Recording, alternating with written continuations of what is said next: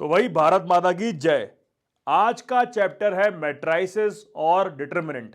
बहुत major chapter है और हम दोनों को क्लब करके पढ़ने वाले हैं। जी हां, एक साथ 1 नंबर से 6 नंबर तक के सवाल इस चैप्टर से आने वाले हैं। मतलब वेटेज ज्यादा है।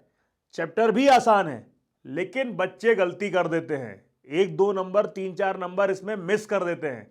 इसीलिए ये पूरी सीरीज अच्छे से देखना, फुल मार्क्स लाने के लिए। इनको क्या पता मैंने करी कितनी मेहनत, सारी बातों से था मैं पूरा सहमत। सारी जिंदगी इन्होंने मुझको रुलाया, इनको भी तो मिला था जो मैंने कमाया। तो भाई यहां पर अपन सीखेंगे मैट्राइसिस के बेसिक कॉन्सेप्ट। मैट्राइसिस होता क्या है मेरे दोस्त? जब भी किसी डेटा को सिस्टमैटिकली अरेंज करना होता है, उसको कहा जाता है मैट्राइसिस। मैट्रिक्स में वो डेटा अच्छे से रीडेबल भी होता है और समझ में भी आता है। जैसे एग्जांपल लिया जाए किसी भी क्रिकेट के मैच का, आपको पता है कि भाई हर रोज नए नए रिकॉर्ड बनते हैं। कई लोग सेंचुरी मारते हैं, कई लोग विकेट लेते हैं। तो इतने सारे डेटा का लोग कैसे हिसाब रखें?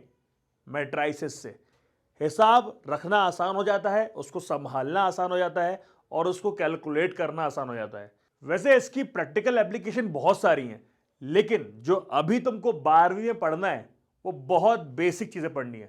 तो आओ शुरू करते हैं। तो मेरे दोस्त, मैट्रिक्स में जब भी रिप्रेजेंटेशन होता है तो ऐसे ब्रैकेट में होता है।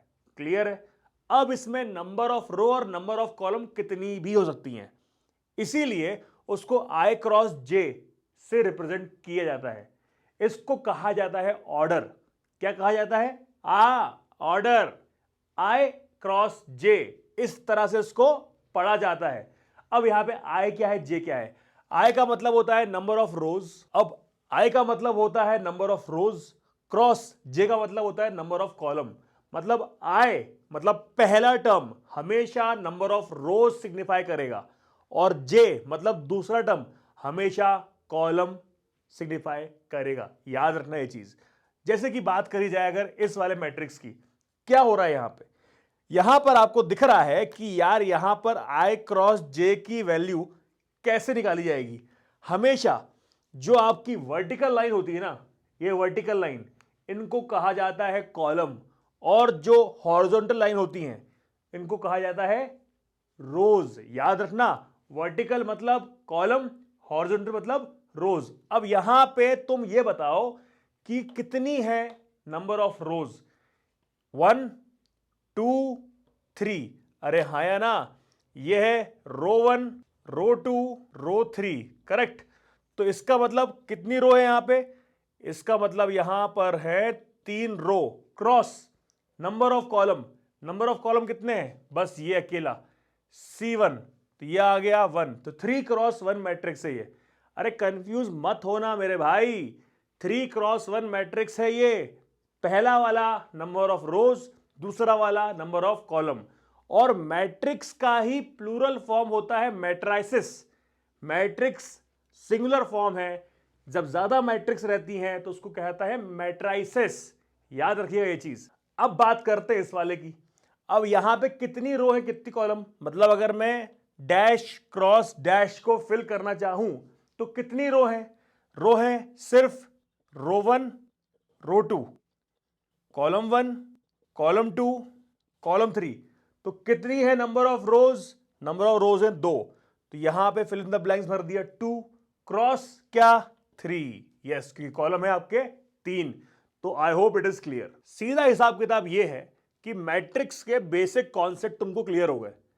अब बात आती है कि इस पे ऑपरेशन कैसे होंगे। ऑपरेशन मतलब एडिशन, सब्ट्रैक्शन, मल्टीप्लिकेशन।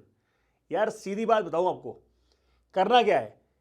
एक रूल याद रखना है कि मैट्रिक्स ऐड और सब्ट्रैक्ट तभी होंगे जब सेम ऑर्डर के हों। मतलब अभी तुमने देखा दो मैट्रिक्स अलग अलग ऑर्डर के, कोई 3 क्रॉस 1 का था, कोई 2 क्रॉस 3 का, कोई 3 क्रॉस 3 का भी हो सकता है और कोई 2 क्रॉस 2 का भी हो सकता है। लेकिन दो मैट्रिक्स या दो से ज्यादा मैट्रिक्स ऐड या सब्ट्रैक्ट तभी होंगी जब वो सेम ऑर्डर की रहेगी। बात समझ में आ रही है? दो या दो से ज्यादा मैट्रिक्स ऐड या सब्ट्रैक्ट तभी होंगी जब वो सेम ऑर्डर की होंगी। इसी के साथ साथ दो मैट्रिक्स इक्वल भी तब होंगी जब वो सेम ऑर्डर की होगी। आइए सवाल करके दिखाता हूं। अब यहां देखना मित्र, क्या है यहां पे, दो मैट्रिक्स हैं, ये तुमको दिख रहा है क्लियरली कि ये कौन से ऑर्डर की है। रो कितनी है इसमें, रो है 1 2 3, 1 क्रॉस, कॉलम कितना है, कॉलम एक है, ये कॉलम एक ही है, प्लस का साइन लगाए ना, तो कॉलम एक ही है, तो यहां पे आ गया नंबर ऑफ रोज 3 क्रॉस 1, ये भी 3 क्रॉस 1 और ये भी 3 क्रॉस 1। कितनी रो है यहां पे, 1 2 3, कॉलम कितना, एक, तो ये आ गया 3 क्रॉस 1। दोनों के ऑर्डर सेम थे, दोनों के ऑर्डर सेम थे, इसीलिए ये ऐड हो सकती हैं, सब्ट्रैक्ट हो सकती हैं और इस तरह से इक्वल के फॉर्म में भी लिखी जा सकती हैं। क्वेश्चन बड़ा सिंपल है, एक्स वाई जेड निकालनी है, वैल्यू निकाल दो ना। जब ये ऑर्डर सेम रहेगा और ये इक्वल का साइन लगा रहेगा तो दोनों आपस में इक्वेट भी हो जाएंगी, रिस्पेक्टिव टर्म इक्वेट हो जाएगा, ये वाला इसके इक्वल, ये वाला इसके इक्वल, ये वाला इसके इक्वल। अब तुम्हें अगर एक्स वाई जेड की वैल्यू निकालनी है तो पहले ये एक्स प्लस जेड यहां डाल दो। अब एक्स प्लस जेड की जगह 5 लिख दो, अगर तो एक्स प्लस जेड की जगह 5 लिख दिया जाए तो 5 plus Y is equal to 9 हो जाएगा। अब क्या करें, सीधी बात है, ये y की वैल्यू यहां डाल दो। अब क्या किया जाए, सीधी बात है भाई, y की वैल्यू z की वैल्यू है, x की निकालनी है, फर्स्ट इक्वेशन डाल दो, x की वैल्यू हो जाएगी। मैंने क्या किया, मैंने सिंपल यहां पर x की वैल्यू निकालने के लिए इक्वेशन नंबर 2 में डाल दी, x की वैल्यू आ गई। बड़े आराम से मैट्रिक्स में x y z की या किसी भी अननोन वेरिएबल की वैल्यू निकाली जा सकती है। एडिशन सब्ट्रैक्शन में भी सेम रहेगा रूल, ऑर्डर चेंज नहीं होना चाहिए। तो मेरे भाई कॉन्सेप्ट लेने से पहले बता रहा हूं, एडिशन सब्ट्रैक्शन में सेम ऑर्डर ही काम करते हैं, लेकिन जब दो मैट्रिक्स का मल्टीप्लिकेशन होता है, याद रखना, जब दो मैट्रिक्स का मल्टीप्लिकेशन होता है तब डिफरेंट ऑर्डर भी हो सकते हैं, लेकिन उसकी एक कंडीशन है। कंडीशन क्या है मैं बताऊंगा, लेकिन अभी सिर्फ ये समझ लो, addition subtraction same order, multiplication जब करते हैं दो मैट्रिक्स का तो डिफरेंट ऑर्डर भी हो सकते हैं with terms and condition applied. अब ये क्वेश्चन तुमको दिख रहा होगा दोस्तों बोर्ड पे, एक बड़ा ही सिंपल सा क्वेश्चन है, ए और बी दो मैट्रिक्स दिए हुए हैं और ये कहा गया है कि फाइंड 3a माइनस बी, मतलब पहले निकालना पड़ेगा 3a की वैल्यू और फिर होगा b। ये चीज तुम्हें समझ में आ रही होगी कि यहां पर 3a की वैल्यू निकालनी पड़ेगी, और यह भी तुम्हें समझ में आ गया होगा कि यार दो मैट्रिक्स के सेम ऑर्डर हैं, मतलब एडिशन सब्ट्रैक्शन पॉसिबल है। अब यहां पे क्या है 3a, ये चीज मल्टीप्लिकेशन ऑफ टू मैट्रिसेस नहीं है, ये चीज क्या है, ये है एक टर्म का मल्टीप्लिकेशन मैट्रिक्स में, ये अलग रहेगा। जब मल्टीप्लाई करेंगे दो मैट्रिक्स को तो वो अलग रहेगा, अरे हाँ या ना। तो यहां पे क्या हो रहा है, ये 3a है तो 3 में a का मल्टीप्लिकेशन, आउटसाइड का एक एलिमेंट है 3, वो मल्टीप्लाई कैसे होगा, वो मल्टीप्लाई होगा सब में। अरे जैसे गोल्डन अपॉर्चुनिटी समझते हो ना, बाहर का एक लड़का है हॉस्टल में घुसा, गर्ल्स हॉस्टल में, 4 लड़कियों से मिलने की अपॉर्चुनिटी आई उसके पास, तो क्या होगा 3 इंटू 2, 3 इंटू 4, 3 इंटू 3, 3 इंटू 2, समझ रहे हो ना। तुम्हें बनना है 3, बनना है बनना होगा। तो ये जो 3 है आउटसाइड एलिमेंट, वो अंदर जाएगा गर्ल्स हॉस्टल में और सबसे मिलेगा। तुम ऐसे काम मत करना, है ना, लेकिन तब भी ये याद रखना कि ये अगर ये अंदर जाएगा तो सबसे मिलेगा, और यहां आएगा कितना 6, 12, 9 और 6। अब क्या करना है 3a माइनस बी। अब मेरे दोस्त ये कौन सी चीज है, ये 3a, ये क्या है b, तो 3a माइनस बी की वैल्यू क्या ऑपरेशन है, सब्ट्रैक्शन है। अब सब्ट्रैक्शन में रिस्पेक्टिव एलिमेंट माइनस हो जाती है, ये तो बताया मैंने सेम ऑर्डर का होगा, तो ये भी सेम ऑर्डर, ये भी सेम ऑर्डर, ये 2 क्रॉस 2, ये भी 2 क्रॉस 2। अब ये जो टर्म है वो इससे माइनस होगी, ये जो टर्म है वो इससे माइनस होगी, ये टर्म इससे माइनस होगी और ये टर्म इससे माइनस होगी, रिस्पेक्टिव टर्म माइनस होगी एक दूसरे से, बस दैट्स इट। अब कमिटमेंट वाली बात, ये क्या हुए, ऐड हुए, सब्ट्रैक्ट हुए, सॉल्व हुए, आंसर लिख दो, ये रहेगा फाइनल आंसर। क्या है आंसर। अब बात करते हैं बेहद इंपॉर्टेंट, मल्टीप्लिकेशन ऑफ मैट्रिसेस। क्या होगा यहां पे दो मैट्रिक्स रहेंगे, सेम ऑर्डर के रहेंगे, मल्टीप्लाई आराम से हो जाएगा। डिफरेंट ऑर्डर के रहेंगे तब भी मल्टीप्लाई हो जाएगा। एक छोटी सी कंडीशन है, वो कंडीशन क्या है ये भी देख लो। तुम्हारे पास दो अलग अलग मैट्राइसेस हैं, इसका ऑर्डर है I क्रॉस J और इसका ऑर्डर है P क्रॉस Q। तो ऐसा कब होगा कि मल्टीप्लिकेशन पॉसिबल होगा और कौन से ऑर्डर में मल्टीप्लिकेशन पॉसिबल नहीं होगा, यह जानना बेहद इंपॉर्टेंट है। हर एरी गैरी नत्थु गैरी ऑर्डर के मैट्रिक्स मल्टीप्लाई नहीं होते, कुछ मैट्रिक्स मल्टीप्लाई होते हैं। ये कंडीशन यहां पे देख लो, तुमको दिख रहा होगा साफ साफ यहां पे कि एक मैट्रिक्स I क्रॉस J और यहां पे P क्रॉस Q। तो I मतलब क्या है, नंबर ऑफ रोज, J मतलब क्या है, नंबर ऑफ कॉलम, P मतलब क्या है, नंबर ऑफ रोज, Q मतलब क्या है, नंबर ऑफ कॉलम। तो मेरे दोस्त, जब भी तुम मल्टीप्लाई करोगे, अगर ये दोनों सेम हैं, अगर ये दोनों J और P सेम है, J और P सेम है, इसका मतलब number of column of first matrix and number of row of second matrix, जब ये दोनों सेम है तब ही मल्टीप्लिकेशन पॉसिबल है। याद रखना, number of column of first matrix and number of row of second matrix अगर सेम है तो ही मल्टीप्लिकेशन पॉसिबल है, नहीं तो नहीं है। क्लियर है? तो पहला पार्ट क्लियर। अब दूसरी चीज ये है कि चलो मल्टीप्लिकेशन पॉसिबल हो गया, मतलब ये सेम हो गया, J और P सेम हो गया, तो मल्टीप्लिकेशन पॉसिबल हो गया। अब कहानी ये बनती है कि इसका आंसर किस ऑर्डर में होगा, ये भी देखना पड़ेगा। तो आंसर का जो मैट्रिक्स रहेगा ना भैया, आंसर का जो मैट्रिक्स रहेगा वो ये है I क्रॉस Q। समझ में आया क्या बोलना चाह रहा हूं? जैसे यहां पर एक मैट्रिक्स है 3 क्रॉस 2 की और एक मैट्रिक्स है 2 क्रॉस 1 की। तो पहले तो ये बताओ कि क्या मल्टीप्लिकेशन पॉसिबल होगा? बिल्कुल होगा। क्यों? क्योंकि ये 2 और ये 2 इज इक्वल टू 2, क्योंकि ये बराबर है इसलिए मल्टीप्लिकेशन होगा। अब दूसरा सवाल क्या है कि बताओ मैथ्स डैडी कि इसका आंसर क्या होगा? अरे अगर ये पॉसिबल है तो इसका आंसर होगा 3 क्रॉस 1। करेक्ट।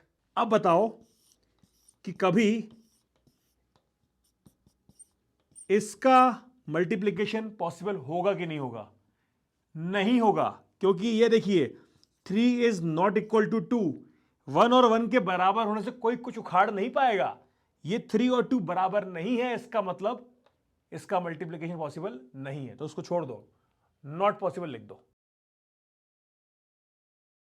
अब यार वैसे तो पॉसिबल होता नहीं है, लेकिन तुमको ही पता है कि अगर मान लो बात कर रहे थे हम हॉस्टल की, गर्ल्स हॉस्टल की, तो तुमको अगर अंदर घुसना है गर्ल्स हॉस्टल के तो क्या सारे कमरे खटखटा दोगे क्या? नहीं, तुमको पता होना चाहिए कि तुम्हारी वाली कौन से कमरे में है। इसका मतलब उसका एड्रेस प्रॉपर, उसका रूम नंबर पता होना चाहिए। वैसे ही जब मैट्रिक्स की बात करते हैं ना, तो उसमें भी रूम नंबर, मेरा मतलब उस पर्टिकुलर टर्म का एड्रेस पता होना बहुत जरूरी है। यहां पर भी वही बात है, यहां पर मैं तुमको बताऊंगा कि किस तरह से रूम नंबर, मेरा मतलब एड्रेस, लिखा जाता है। अब ये एक टर्म है A11 बोलेंगे इसको बोलेंगे A12, A21, A22। कैसे नाम आया? पहला डिजिट क्या है? रो, दूसरा क्या है? कॉलम। मतलब ये A11 क्या है? पहला रो का पहला कॉलम का एलिमेंट। A12 मतलब रो तो ये 1 ही है ना, रो तो 1 ही है, पर कॉलम 2 है ना, यहां पे क्या आता है? कॉलम 2। तो रो 1 कॉलम 2 का एलिमेंट है ये वाला, और ये वाला रो 2 है और कॉलम 1 है, मतलब ये A21 इस तरह से लिखा जाता है। आगे बढ़ते हैं, A22 मतलब सेकेंड रो सेकेंड कॉलम, इस तरह से डिनोट किया जाता है। I hope you got it. ठीक है। वैसे यहां पर अब दोनों में मल्टीप्लिकेशन करना है, मैं सिखाने वाला हूं कि कैसे मल्टीप्लिकेशन किया जाता है। अभी तो हमने कंडीशन देखी है कि किस किस मैट्रिक्स का मल्टीप्लिकेशन हो सकता है, अब ये सीखेंगे कि कैसे होता है। ये कौन से ऑर्डर का है? ये 2 क्रॉस 2 ऑर्डर का है। ये कौन से ऑर्डर का है? 2 क्रॉस 2 ऑर्डर का है। मतलब मल्टीप्लिकेशन तो पॉसिबल होगा, बिल्कुल होगा, पर इसके साथ ये भी जानना बहुत जरूरी है कि मल्टीप्लिकेशन किस ऑर्डर का आंसर देगा। अब 2 क्रॉस 2 और 2 क्रॉस 2 का मल्टीप्लाई जब होगा तो ऑब्वियसली बात है ऑर्डर का आंसर भी 2 क्रॉस 2 ही रहेगा। तो तुमको यह समझना है कि यहां पर मेरे 4 बॉक्स खाली हैं, इन 4 बॉक्स को मुझे भरना है। और यह याद रखना, जब ये मैट्रिक्स इस वाले मैट्रिक्स से मल्टीप्लाई होगा तो ये पहले मैट्रिक्स में रो ऑपरेशन बनाएगा और दूसरे मैट्रिक्स में कॉलम ऑपरेशन। ये क्यों बोल रहा हूं, अगर इसको मल्टीप्लाई करोगे इससे तो पहले में रो वाई ऑपरेशन करना और अगले वाले में कॉलम वाई ऑपरेशन करना। क्यों, क्योंकि इस वाले बॉक्स को भरने के लिए, याद रखना, इस वाले बॉक्स को भरने के लिए ये रो यूज होगी और ये वाला कॉलम। वैसे ही जब मैं आगे बढ़ूंगा इस वाले के लिए तो रो यही रहेगी पर कॉलम ये वाला यूज होगा। कैसे करते हैं बताता हूं, ध्यान से देखिएगा। A11 into B11 plus A12 into B21। अब आगे बढ़ते हैं, रो यही रहेगी पर कॉलम इसकी जगह अब ये वाला आ जाएगा। तो A11 इंटू B12, अब A12 इंटू B22। क्लियर है। अब नीचे वाले के लिए ये रो चेंज हो जाएगी, यहां पर आ जाएगा और क्या रहेगी value, A21 into B11, A22 into B21। अब इस बॉक्स के लिए कहानी यही है, इस रोज चलेगा, लेकिन हां ये वाला रहेगा कॉलम। अब ध्यान दीजिएगा कैसे सॉल्व करना रहेगा। ये आपका फ्रेमवर्क है, इसको आप रट नहीं सकते, लेकिन इसी वीडियो को पॉज करके एक बार ये फ्रेमवर्क लिख के देख लो कि क्या तुमको समझ में आ रहा है कि किस तरह से रो और कॉलम को हम ऑल्टरनेट एक्सप्लोर कर रहे हैं। याद रखने वाली बात क्या है, याद रखने वाली बात यह है कि तुमको पहले मैट्रिक्स में रो ऑपरेशन करना है और दूसरे मैट्रिक्स में कॉलम ऑपरेशन करना है। सीधी बात है, सीधी बात है। मतलब यह बोल रहा हूं, जब A इंटू बी करोगे तो अलग आंसर आएगा और B इंटू ए करोगे तो अलग आंसर आएगा। मतलब मैट्रिक्स का सीक्वेंस चेंज करने से आंसर भी चेंज हो जाता है। एलजेब्रा नहीं है ये, 3 इंटू 2 और 2 इंटू 3 6 नहीं होता है। मतलब एलजेब्रा नहीं है ये। जिस तरह से एलजेब्रा में 3 इंटू 2 और 2 इंटू 3 6 होता था, यहां नहीं है। यहां पे दोनों मैट्रिक्स का मल्टीप्लिकेशन करने पे आंसर डिफरेंट आता है अगर ऑर्डर चेंज कर दिया तो मेरे दोस्त आ गया है नया सवाल। ये है दो मैट्रिक्स मल्टीप्लाई करनी है, ऑर्डर क्या है, सेम है 2 क्रॉस 2 2 क्रॉस 2। मल्टीप्लाई करते हैं। याद रखना पहले वाले में होगा रो वाइज ऑपरेशन, दूसरे वाले में होगा कॉलम वाइज ऑपरेशन। करके देखो, 2 इंटू 1, 3 इंटू 4। इस टर्म के लिए क्या होगा, रो तो वही रहेगा पर कॉलम अब ये हो जाएगा। तो क्या होगा, 2 इंटू 2 4 प्लस 3 इंटू 7। आगे बढ़ते हैं। यहां पर क्या है, इधर वाला होगा रो और ये होगा कॉलम। तो क्या हुआ, 5 इंटू 1 प्लस 6 इंटू 4 और उसके बाद 5 इंटू 2 प्लस 6 इंटू 7। क्लियर है। अब क्या करेंगे, मल्टीप्लाई कर दो, आंसर निकालो। ये रहेगा इसको सॉल्व करने के बाद इसका आंसर, और इसका फाइनल आंसर क्या रहेगा। I hope it is clear. तो भाई मल्टीप्लीकेशन तो मैं समझ में आ गया। तो एक सवाल है, कर दो। क्या करना है इसमें ये तुम बताओगे, लेकिन हिंट मैं बताता हूं। करना किसको है, करना तुमको है, लेकिन हिंट मैं दूंगा। कैसे, ये है M square minus K M minus I two is equal to 0। तुम्हें निकालना है के की वैल्यू, एम की वैल्यू दी हुई है। अब एम स्क्वायर का मतलब क्या होगा, एम इंटू एम, मल्टीप्लाई कर देना। फिर के एम रहेगा तो के एम, के को मल्टीप्लाई कर देना। अरे वही हॉस्टल और गर्ल्स हॉस्टल वाली बात हुई थी अपनी, वही। और I2 क्या है, I2 होता है आइडेंटिटी मैट्रिक्स। आइडेंटिटी मतलब I2 मतलब ऑर्डर 2, ऐसे लिखेंगे I2 को। ये 1, ये 0, ये 0, ये 1। I2 है, इसका मतलब ऐसा है, I का मतलब आइडेंटिटी और 2 मतलब ऑर्डर 2। अब I3 को लिख दे यहां पे तो तुम समझ जाना कि वो बात कर रहा है अभी भी आइडेंटिटी मैट्रिक्स की, लेकिन 1 0 0 0 1 0 0 1 1। अब आइडेंटिटी मैट्रिक्स क्या होता है, अरे अगर I2 दिया हुआ है ना तो ये समझ जाना I का मतलब होता है आइडेंटिटी और 2 का मतलब होता है ऑर्डर 2। I3 दिया है, इसका मतलब I का मतलब आइडेंटिटी और 3 मतलब ऑर्डर। क्या है इसका मतलब, डायगनली 1 फिल कर देते हैं और बाकी टर्म पूरे 0। इसकी रहेगी I2 की वैल्यू ये, और किसी ने I3 दे दिया तो ये है उसकी वैल्यू। क्लियर है। क्या हुआ यहां पे, डायगनल 1 1 1। क्लियर है ना, क्या हो रहा है यहां पे, यहां पे आपके पास एम स्क्वायर की वैल्यू चाहिए थी, तो एम इंटू एम कर दिया, ये लिखा एम, ये लिखा एम, पर मल्टीप्लाई किया 1 into 1 plus 2 into 2, 1 into 2 plus 2 into 3, multiply करके ये सब आ गया। ठीक है, अब M square minus K M minus I to, ये जो स्टेटमेंट था इसमें वैल्यू डाली। कैसे डालेंगे? ये आपका एम स्क्वायर, ये है माइनस के इंटू एम, और यहां माइनस आई टू मतलब आइडेंटिटी मैट्रिक्स। ठीक है, ये के बाहर का लड़का हॉस्टल में गया, गर्ल्स हॉस्टल में, सबसे मिला, के आए 2K 2K 3K, तो ये आएगा ना। लाल पड़ जाते हो सुन के, गर्ल्स हॉस्टल की बात है। अब ये तुम्हारा आंसर आ गया पूरा। अब इसको ऑपरेशन से सॉल्व करना है। कैसे करेंगे? यहां देख लेते हैं क्या हुआ। पूरा सॉल्व किया, इज इक्वल टू 0 आ गया। ये भी 2/2 मैट्रिक्स, ये भी 2/2 मैट्रिक्स, इक्वल वाला फॉर्म हो जाएगा, दोनों मैट्रिक्स इक्वल हो जाएंगे। Corresponding elements 4 minus K is equal to 0, 8 minus 2K equal to 0, 8 minus 2K equal to 0, 12 minus 3K equal to 0। किसी को भी सॉल्व कर लो, किसी को भी, सब में K इज इक्वल टू क्या आएगा? 4 आएगा। बात समझ में आ रही है? क्लियर है? इस वीडियो में तुम लोगों ने सीखा कि बेसिक ऑफ मैट्रिसेस क्या होता है। तुमने ये भी देख लिया कि किस तरह से ऑपरेशन मतलब एडिशन, सब्ट्रैक्शन और मल्टीप्लिकेशन किए जाते हैं। अगले वीडियो में कुछ धमाकेदार है तुम्हारे लिए, जल्दी आओ। रीच रीच रीच इनको चाहिए रीच, प्लीज प्लीज प्लीज सामने करते प्लीज।